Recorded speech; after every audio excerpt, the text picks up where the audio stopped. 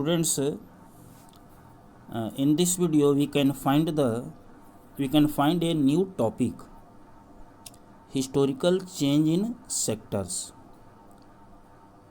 In this topic we can find the changing of sectors, shifting of sectors from one to another. At the initial stage of the development, primary sector was the most important sector of economic activities. जब मानव सभ्यता का विकास हुआ तो शुरुआती दौर में primary sector was the most important sector, but as the methods of farming changed and agriculture sector began to prosper. The term prosper means vikas, खुशहाल, prosperous. The term prosperous comes from the word prosper, मतलब खुशहाल. It produced much more food than before. जब agriculture sectors में development हुआ, prosperous बना farming method, तो पहले से ज़्यादा प्रोडक्शन स्टार्ट हुआ. Many people could now take up other activities. There were increasing number of craft persons and traders. Buying and selling activities increased many times. Besides, there were also transporters, administrators, army, etc. However, at this stage, most of the goods produced were natural products from the primary sector, and most people were also employed in this sector. Now you can see here that when the development began, production increased in agriculture sector, और जो लोग थे वो धीरे धीरे turn होना शुरू किए अनदर जॉब में, क्राफ्ट पर्सन्स, ट्रेडर्स के रूप में. वाइंग सेलिंग एक्टिविटीज़ इंक्रीज किया, ट्रांसपोर्टेटर्स का डिमांड बढ़ा, एडमिनिस्ट्रेटर्स, आर्मी का नए सिरे से एम्प्लॉयमेंट होना शुरू हुआ. और इस स्टेज में, however at this stage, most of the goods produced were natural products from the primary sector and most people were also employed in this sector. फिर भी इस स्टेज में भी जो अधिकांश लोग इंगेज थे, तो मैक्सिमम लोग इंगेज एग्रीकल्चर सेक्टर में ही थे, प्राइमरी सेक्टर में ही थे, और वहीं उनका प्रोडक्शन, जो नेचुरल प्रोडक्शन होता था, वहीं से वो प्राप्त करते थे. तो here topic is historical change in sectors. Now over a long time, you can see here students, more than 100 years, 100 वर्षों के बाद, especially because new methods of manufacturing were introduced, factories came up and started expanding. अब देखिए यहाँ turning हो रहा है. Initially we have seen about the primary sector at initial stage. अब कैसे देखिए प्राइमरी से सेकेंडरी की तरफ, सेकेंडरी मीन्स मैन्युफैक्चरिंग की तरफ कैसे टर्न हो रहा है.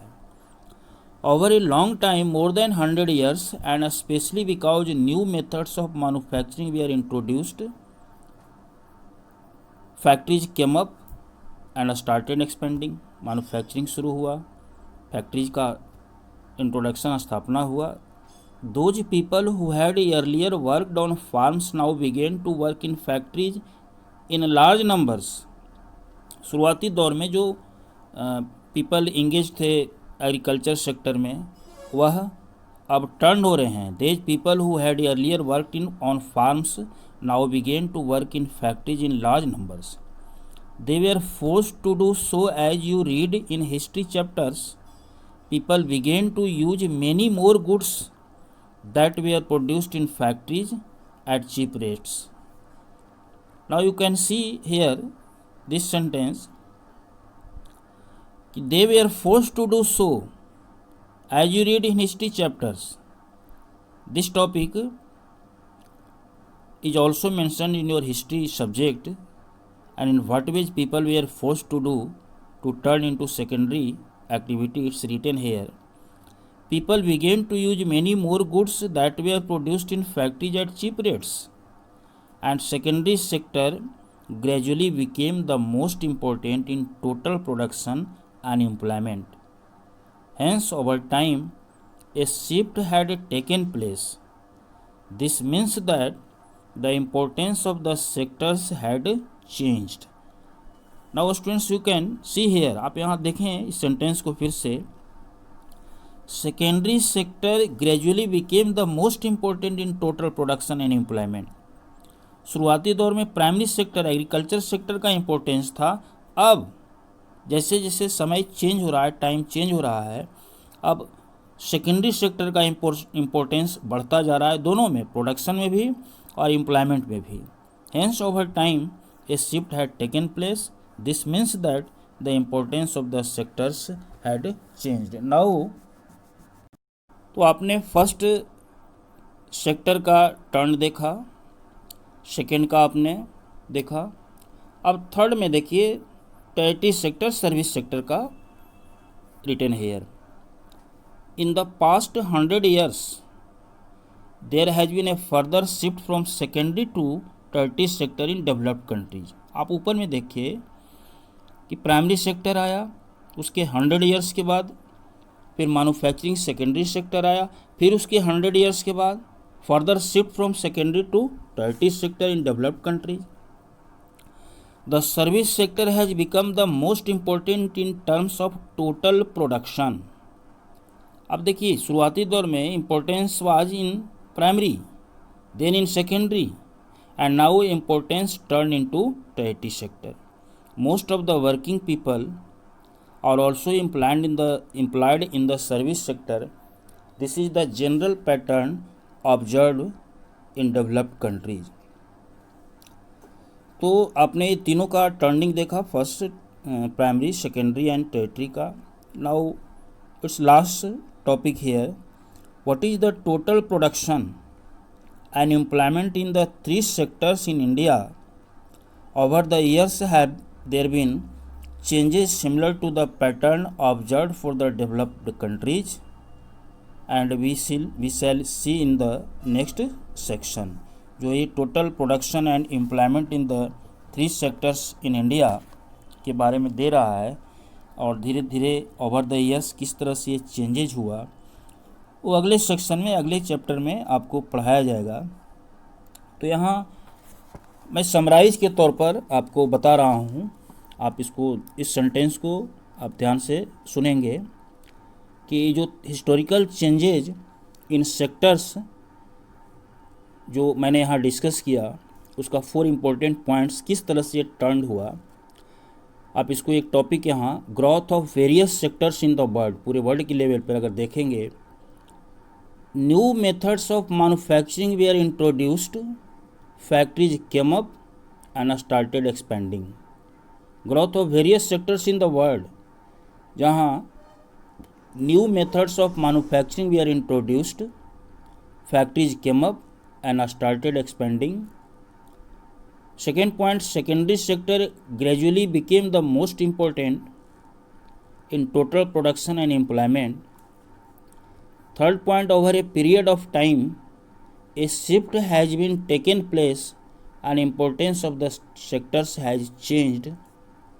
And last point, in developed countries, most of the working people employed in the service sector. Now students, on your page number 23 of your textbook, right side at corner नीचे में आप देखेंगे लेट अस वर्क देज out, एक topic यहाँ बना हुआ है, and 3 important questions is here. 3 important questions यहाँ दिया हुआ है, but first and second question is for you and third question is for the discussion in classroom. So here I am discussing question number 1 and question number 2. Students आप ध्यान से इसे समझेंगे.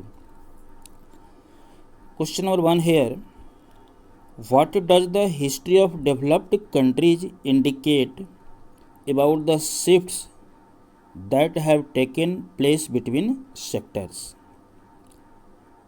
What does the history of developed countries, जो developed countries indicate करता है different sectors के shifting का, उसके हिस्ट्री के बारे में डिस्कशन करना है। You can find in this way, आप ध्यान से इसे समझेंगे।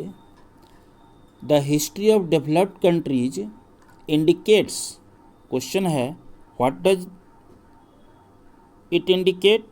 Answer, indicates that there has been a major shift from the secondary sector, that is manufacturing and industries, to the tertiary sector। करा बड़े स्तर पर, डेवलप्ड कंट्रीज में बड़े स्तर पर सेकेंडरी या मैन्युफैक्चरिंग सेक्टर टर्न हुआ टेरिटरी सेक्टर के तरफ, सर्विसेज सेक्टर के तरफ। द सर्विस सेक्टर, क्यों ऐसा हुआ? Because the service sector has become the most important sector of the economy and most of the employed people in the developed countries are employed in this sector. इसका importance इसलिए बढ़ा कि economy में इसका ज़्यादा इम्पोर्टेंस हुआ और सबसे ज़्यादा एम्प्लॉयमेंट भी इसी सर्विस सेक्टर में प्रोवाइड किया गया। Look again here students, question is what does the history of developed countries indicate? Answer, the history of developed countries indicates that there has been a major shift from the secondary sector to the tertiary sector or service sectors। Now question number 2, एक यहाँ दिया हुआ है, correct and arrange the important aspects for calculating GDP from this jumble. अब देखिए इसमें यहाँ समझेंगे, लिखा हुआ है to count goods and services we add. तो काउंट गुड्स एंड सर्विसेज नहीं होगा, यहाँ होगा फाइनल गुड्स एंड सर्विसेज। इसी को हमें अरेंज करके एक सेंटेंस के तौर पर डेवलप करना है। नीचे देखिए है, we count all those that were produced in the last 5 years। यहाँ 5 years नहीं होगा जीडीपी के लिए, पार्टिकुलर ईयर होगा। तो इसको मिलाकर एक sentence you can frame like this, we count the value of all those final goods and services that were produced in the particular year. क्योंकि क्वेश्चन यहाँ कह रहा है to calculate GDP from this jumble, इससे आप collect करके एक नया फ्रेमिंग करें जो जीडीपी को कैलकुलेट करने में हेल्पफुल होता है। लिसन अगेन, तो आप एक सेंटेंस यहाँ फ्रेमिंग कर सकते हैं, we count the value of all those final goods and services that were produced in the particular year. Thank you students.